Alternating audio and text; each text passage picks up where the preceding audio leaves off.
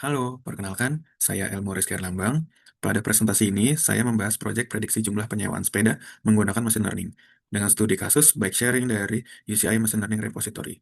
Proyek ini dikerjakan dalam kerangka Cross Industry Standard Process for Data Mining atau CRISDM untuk menghasilkan model prediksi sekaligus rekomendasi bisnis.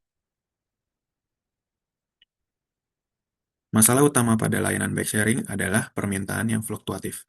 Jika sepeda yang disiapkan terlalu sedikit, terjadi unmet demand, dan pelanggan bisa kehilangan akses. Sebaliknya, jika terlalu banyak, biaya operasional menjadi tidak efisien. Karena itu, predictive analytics diperlukan agar perusahaan dapat mengambil keputusan secara proaktif. Tujuan proyek ini adalah memprediksi total penyewaan harian atau CNT berdasarkan faktor cuaca, musim, dan kalender. Literatur yang digunakan dalam laporan juga mendukung relevansi faktor-faktor tersebut dalam demand forecasting. Dataset yang digunakan adalah day.csv dengan 731 observasi harian dan 16 variabel untuk periode 2011 sampai 2012. Targetnya adalah CNT, yaitu total penyewaan sepeda per hari. Variabel casual dan register tidak digunakan sebagai prediktor, karena keduanya merupakan komponen langsung dari CNT, sehingga dapat menyebabkan data leakage.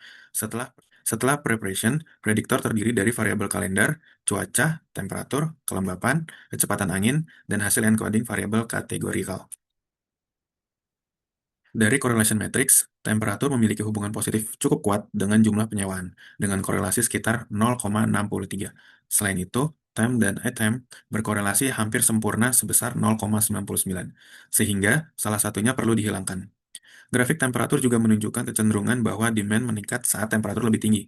Berdasarkan box plot musim, fall memiliki median penyewaan tertinggi, sedangkan spring terendah. Temuan ini menjadi dasar pemilihan fitur untuk model.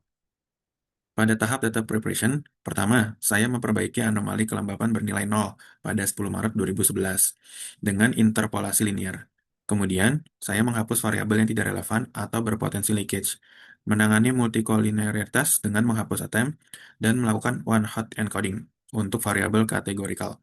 Data kemudian dibagi secara kronologis 80 banding 20, yaitu 584 data training dan 147 data testing.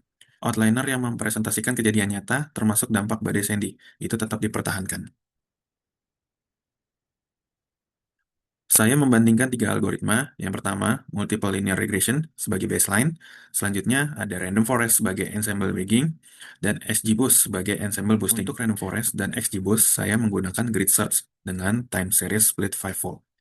Konfigurasi terbaik random forest adalah 100 tree, deep-nya 10, dan leaf-nya 1.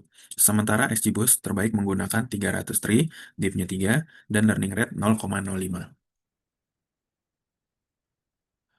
Pada tes set linear regression menghasilkan root mean square error di 1104,48, mean absolute error di 806,06, dan R-square 0,653.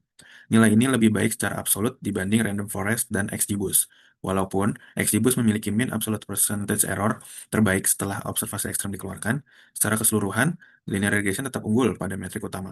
Grafik aktual versus prediction juga menunjukkan linear regression lebih mampu mengikuti kenaikan demand di periode akhir, sedangkan model tree cenderung underpredict. Linear regression dipilih sebagai model terbaik karena memiliki root mean square error dan mean absolute error paling rendah, R-square paling tinggi, dan bias rata-rata paling kecil, sekitar 18 unit. Temuan pentingnya adalah dataset memiliki tren pertumbuhan permintaan dari waktu ke waktu. Kondisi ini lebih cocok dengan kemampuan extrapolation model linear. Secara bisnis, mean absolute error sekitar 806 unit atau sekitar 18% dari rata-rata demand harian dapat digunakan sebagai dasar penetapan jumlah armada dan safety margin. Implementasinya dapat dimulai dari forecast cuaca dan kalender sebagai input, kemudian diproses melalui pipeline yang sama dengan model. Hasil prediksi hari berikutnya ditampilkan pada dashboard operasional untuk mendukung perencanaan armada, relokasi, dan penjadwalan petugas. Model juga perlu dimonitor menggunakan root mean square error dan mean absolute error, lalu retraining dilakukan jika terjadi model drift. Untuk kondisi ekstrem seperti badai Sandy, tetap diperlukan manual override berdasarkan informasi eksternal.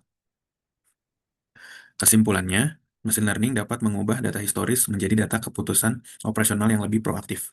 Pada proyek ini, linear regression justru memberikan performa terbaik pada data uji karena mampu mengikuti tren pertumbuhan demand dengan lebih baik.